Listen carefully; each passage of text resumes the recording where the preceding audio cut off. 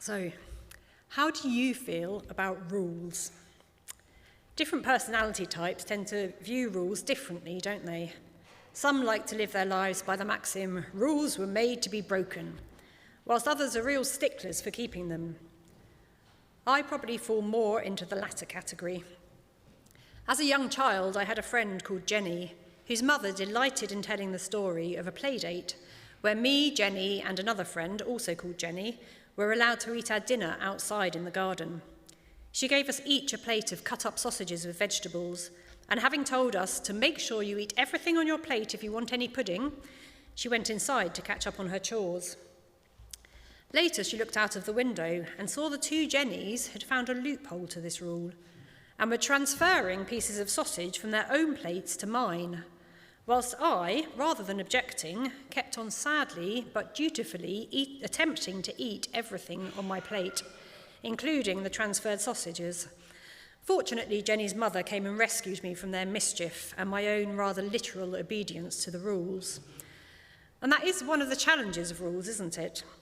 Unless we're anarchists, we all agree that society needs some rules in place in order to function, but there will always be those who interpret rules to their own advantage, either by finding loopholes to allow them to get away with behaviour the rules intended to stop, or sometimes to impose expectations, or even control the behaviour of others because it suits their agenda. If you Google Jesus and rules, you can find sermons, articles and blogs which place him at both ends of the rule keeper or rule breaker spectrum. In some, he is the writer of rules, giving his disciples long lists of commands they should obey in order to follow him. In others, he's the breaker of rules, the rebel leader who challenges hierarchy and does away with the rules of religion. So which is it? Where on that spectrum does Jesus sit? And what does that tell us about what our own approach should be? And what, you may be wondering, does any of this have to do with Jesus' interaction with the lowly in Luke's Gospel? Well, today's passage from Luke is, in part, a story about the interpretation of a fundamental rule or law within Jewish life, the observance of the Sabbath. We see Jesus clashing with the leader of the synagogue about how this rule should be understood and lived out. The story itself is short and simple, and we see a repeat of many of the themes we have explored so far in this sermon series. Jesus goes to the synagogue to preach, and whilst there, he encounters a woman who is crippled. When Jesus sees her there, he calls her forward and heals her. Ruth spoke to us a couple of weeks ago about Jesus' encounter with the widow of Nain and showed us that whenever Luke writes that Jesus sees someone, he means more than simply catching sight of them. What Luke means is that Jesus sees into someone's situation and needs. He sees into their hearts and their longings. So we understand that here again is an example of this. Jesus does not simply notice this woman, he sees into her situation. Luke doesn't tell us anything about this woman's life other than that she was crippled for 18 years. So we don't have much context, but perhaps that's because he thinks his readers would understand something of this woman's experiences if they know that one fact. We like to think that our own culture is more equal and less discriminatory than first century Jewish culture. But even in modern Britain, disabled people experience a whole range of challenges. This includes financial. They're more likely to be unemployed than the able-bodied. And for those who do work, median earnings for disabled employees in England are 14.1% less than non-disabled employees. Disabled people also have a higher than average risk of developing a whole range of mental and physical health issues beyond those caused by their initial disability. And, according to research conducted by the charity Sense in 2021, almost 2/3 of disabled people say they are experiencing chronic loneliness. It's likely then that this woman faced similar challenges. In addition to her gender and disability, she would have experienced economic poverty and social isolation. We know what Luke means when he says that Jesus sees the woman, but he doesn't tell us how Jesus is able to see her so fully, with such insight into her life. It's easy to assume that his divinity gives him the ability to know and see all, to look at the people he meets and by some mysterious godly power see into their hearts. Of course, we know that Jesus was fully God, so this is perfectly possible. but he was also fully human.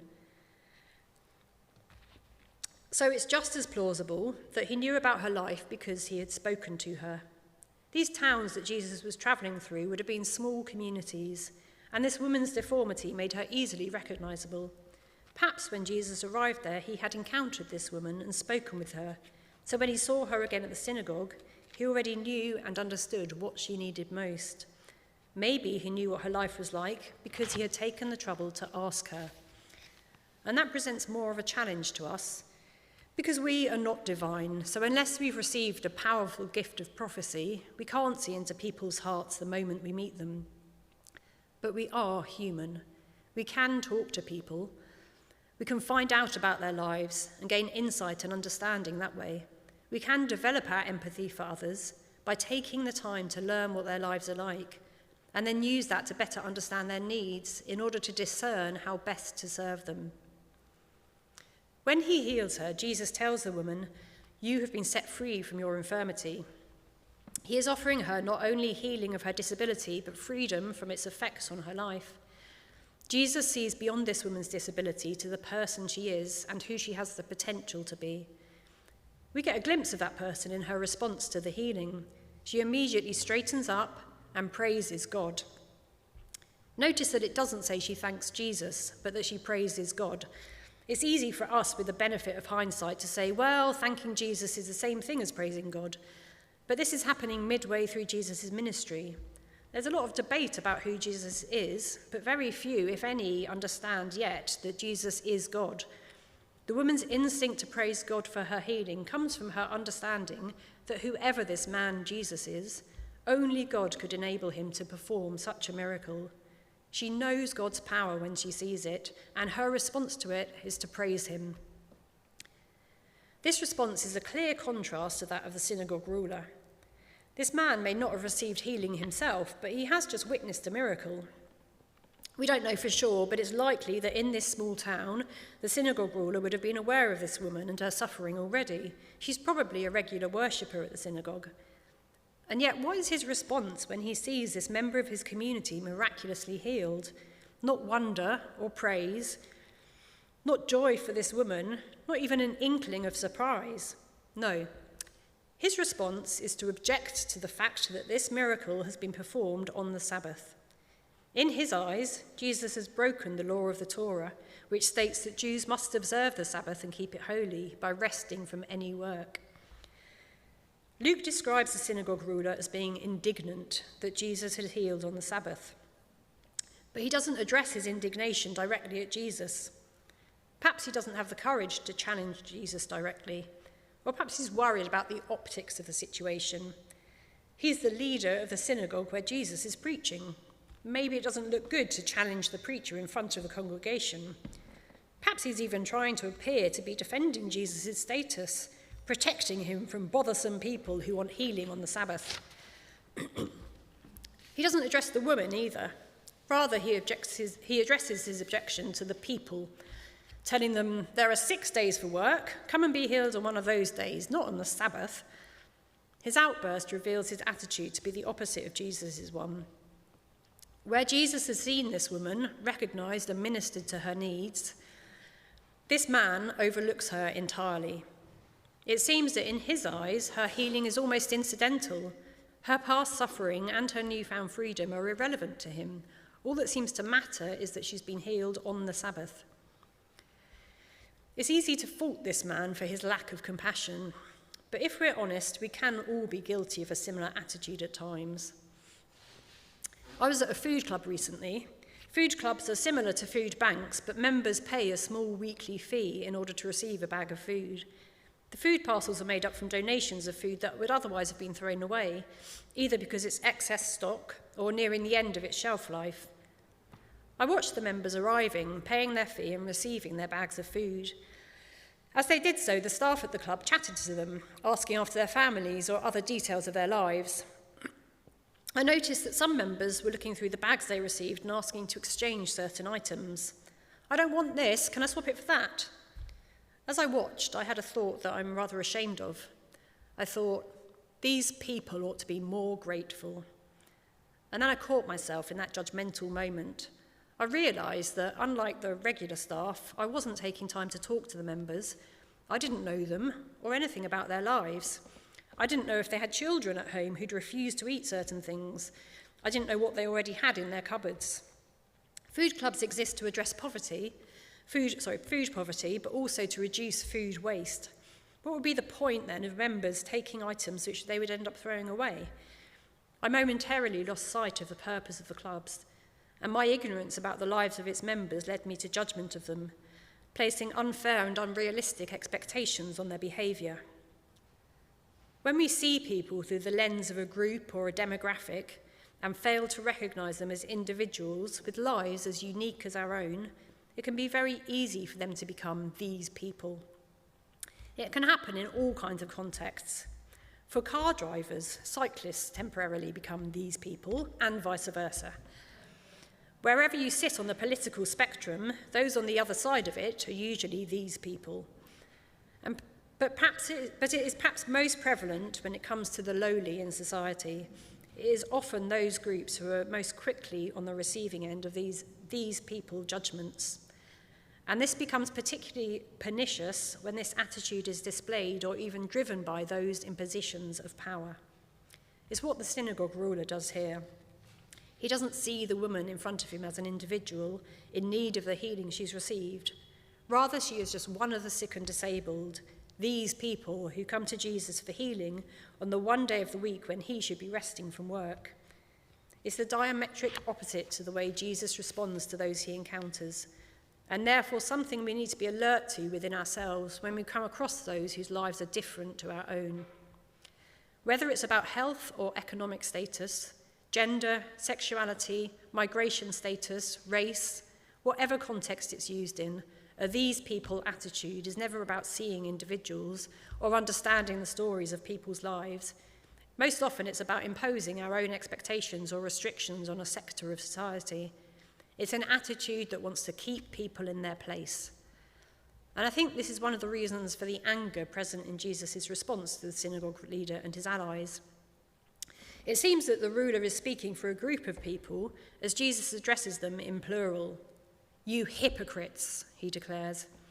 He says that if they can show if they can show compassion for their animals, untying them and leading them out to drink water on the Sabbath, then surely they should be able to show compassion for a human being. He describes the woman as having been bound by Satan.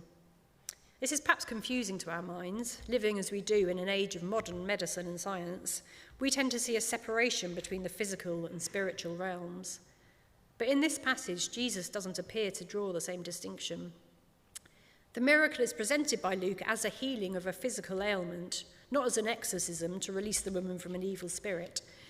Yet Jesus describes this woman's disability in spiritual terms.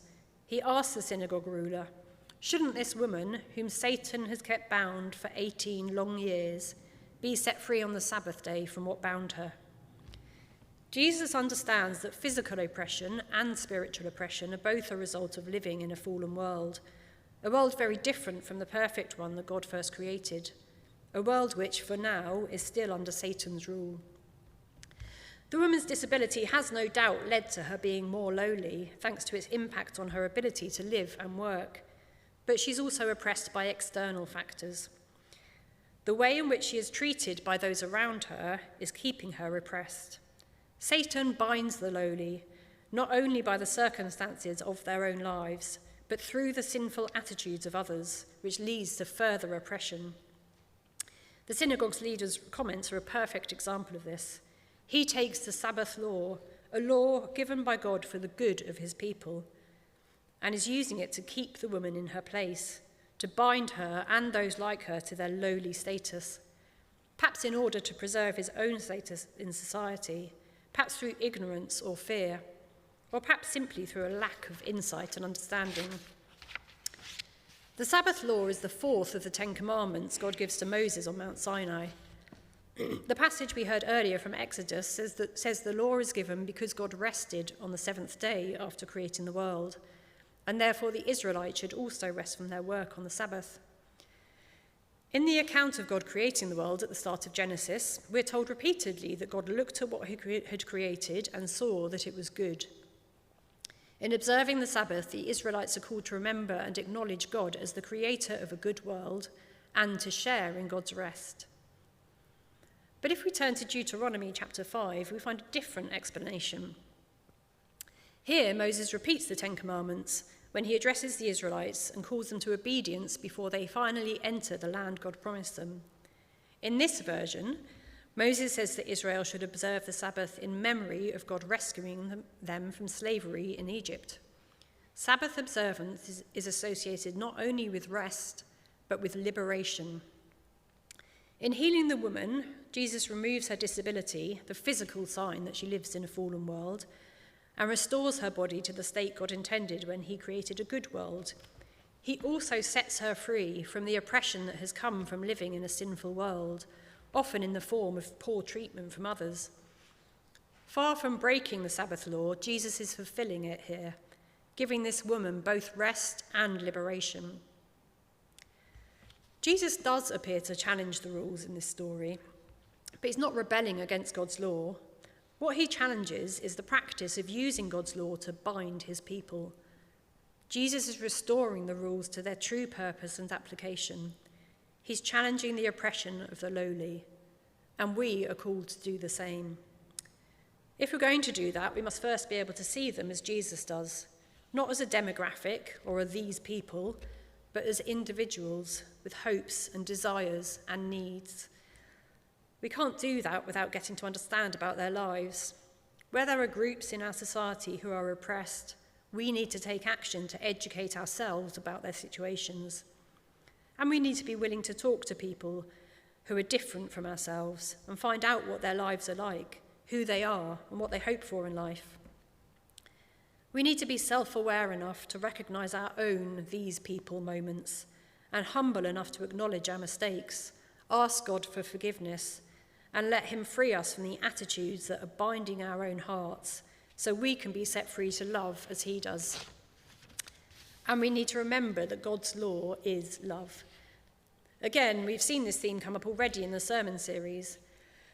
When Tim preached on Jesus' meeting with Zacchaeus, the tax collector, he reminded us that when Jesus was asked which is the most important of the 10 Commandments, he replied by summarising the commands in this way: love the Lord your God with all your heart, with all your soul, and with all your mind, and love your neighbour as yourself. This summary can help us test our interpretation and application of God's law. If asked, the synagogue ruler could have argued that in asking people to keep the rules of the Sabbath, he was meeting the first of these commands, that his devotion to God's law was a sign of his love for God. But could he really say that he was keeping the second of these commands? Does he display love for his neighbour when he responds to the woman's healing with indignation? If he truly loved this woman as he loved himself, wouldn't his response to her healing have matched hers, to praise God? If all the laws and commands hang on the call to love God and love others, an interpretation of laws which seeks to impose our own expectations on other people, to control their behaviour, or worse, to keep them oppressed, cannot be a right interpretation. So if we find that we or others are using God's law as set out in the Bible to keep the lowly in their place and maintain the status of the powerful, to ostracise individuals or whole groups of people, pushing them to the margins when we should be welcoming them in, to bind people rather than set them free from what binds them, then we need to step up. We are called to be brave enough to challenge oppression when we see it. We need to recognise where people have been bound by the sinfulness of our world, and we need to ask Jesus to give us the courage he showed to take action against it.